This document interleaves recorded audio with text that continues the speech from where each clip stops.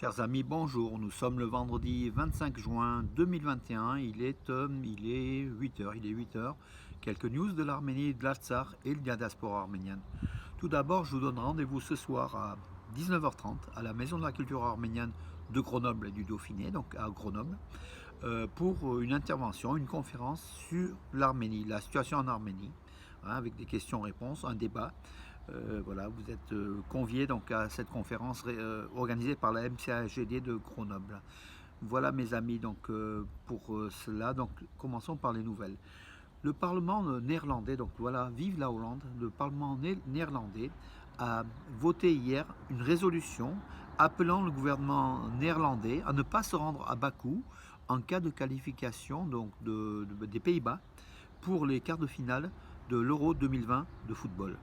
Voilà, parce que tout simplement ce stade de Bakou est dans un état donc dictatorial et avec des crimes commis contre les Arméniens. Donc justement le Parlement néerlandais demande à son gouvernement de ne pas se rendre à Bakou. Bravo, bravo aux Hollandais.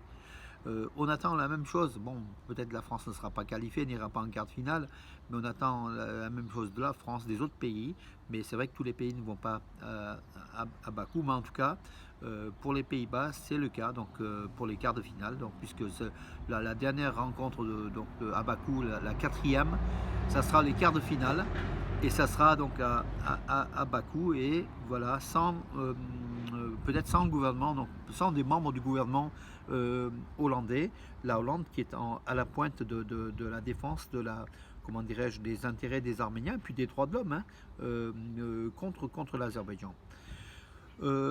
Hier, donc Erdogan et Poutine se sont téléphonés une nouvelle fois. Donc avant-hier, c'était Aliyev et Poutine pour justement pour la question de l'Artsakh. Suite à la rencontre Aliyev-Erdogan à Chouchi et à Bakou, bien sûr l'Azerbaïdjan et la Turquie font pression pour une route traversant le sud de l'Arménie dans la région de Syunik. Donc voilà, pour faire la jonction entre la Turquie et l'Azerbaïdjan via le Nakhitchevan, en passant par l'Arménie dans les deux sens. Bien sûr, cette pression turco-azérie sur Moscou obéit à cet objectif-là, même si les communiqués officiels de Moscou ne font pas apparaître cet élément-là. Mais c'est la chose qui mobilise, qui focalise aujourd'hui ce monde turco-azéri, ce passage par le sud de l'Arménie pour faire la jonction territoriale entre Nakhitchevan, enfin Turquie, Nakhitchevan et l'Artsakh, et l'Azerbaïdjan. Voilà. Pachinian a eu aussi un appel téléphonique avec Poutine hier. Poutine l'a félicité pour la victoire donc aux législatives. Donc comme Pachinian est arrivé en tête avec 53%, la Russie confirme cette cette volonté de maintenir Pachinian au pouvoir jusqu'aux résolutions des accords du 9 novembre 2020 et du 11 janvier 2021. Bien sûr, aujourd'hui, Pachinian est un incontournable pour Moscou. Alors, l'agriculture en Arménie, donc les produits agricoles arméniens ont doublé de volume en exportation, donc surtout vers la Russie. Ça se passe très très bien pour les fruits d'Arménie, notamment l'abricot qui a été multiplié par 4 au niveau de l'exportation, donc de janvier jusqu'à juin. Donc voilà, et ça continue. Donc c'est une très très bonne chose.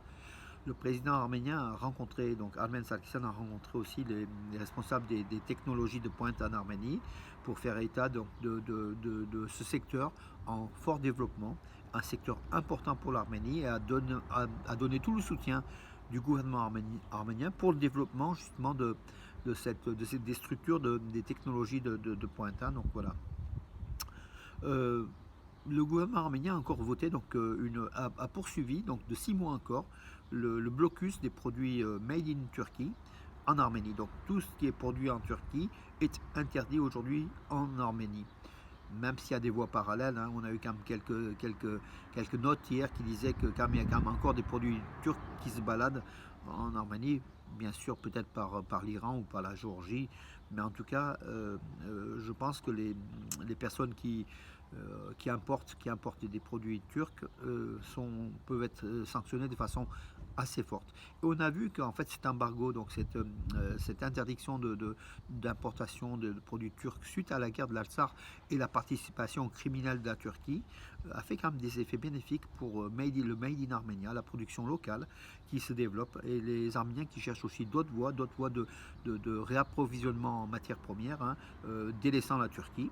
Voilà, et ils ont trouvé quand même quelques éléments. L'Arménie, économiquement, s'en sort plutôt bien de cet embargo. Donc voilà.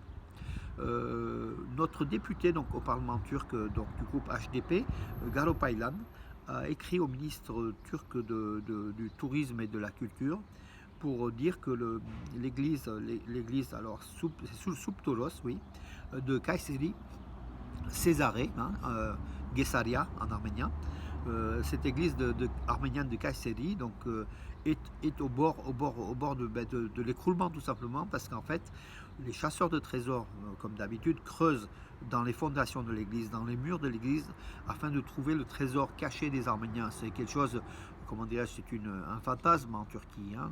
Lors du génocide, les Turcs pensent que les Arméniens ont caché leur or dans les monastères, dans les églises, dans les lieux de culte, dans le sol, dans les murs, et ils cherchent. Il y a eu un ou deux cas où ils ont trouvé quelque chose, mais le trois quarts du temps, il n'y a rien du tout. Mais ça dégrade les fondations, ça dégrade fortement le chemin, ces éléments du patrimoine arménien.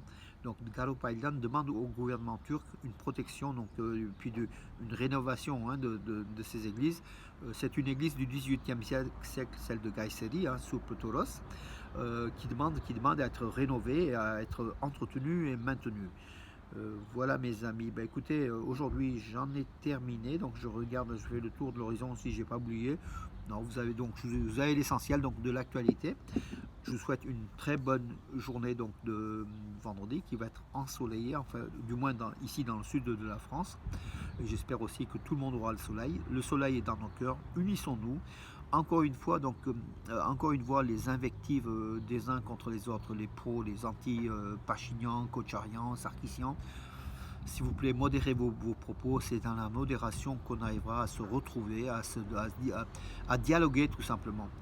Voilà mes amis, écoutez, je vous donne rendez-vous à demain et bonne journée.